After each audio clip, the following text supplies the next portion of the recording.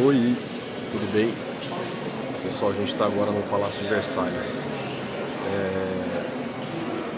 Estamos na sala, uma das salas principais do palácio, que está cheio de gente para variar.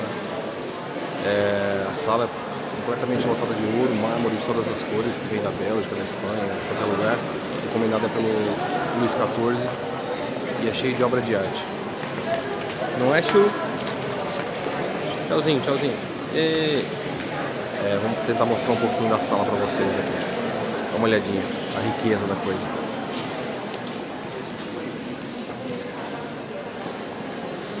As paredes são feitas de mármore azulado, cinzentado, rosado, detalhado com ouro.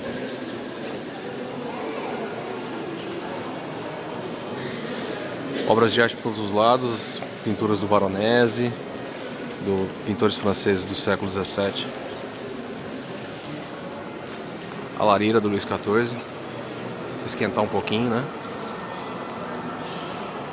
Uma coisa simples, delicada, assim como tudo nesse palácio.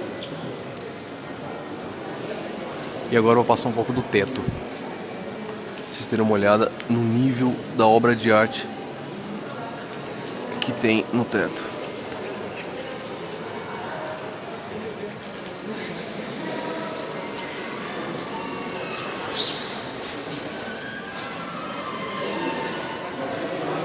É de uma riqueza, uma suntuosidade,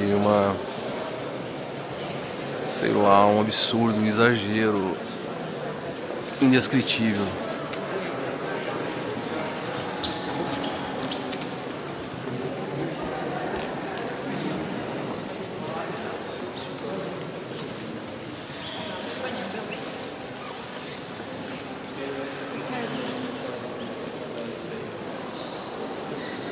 Isso aí, agora vamos continuar a altura aqui. Até já.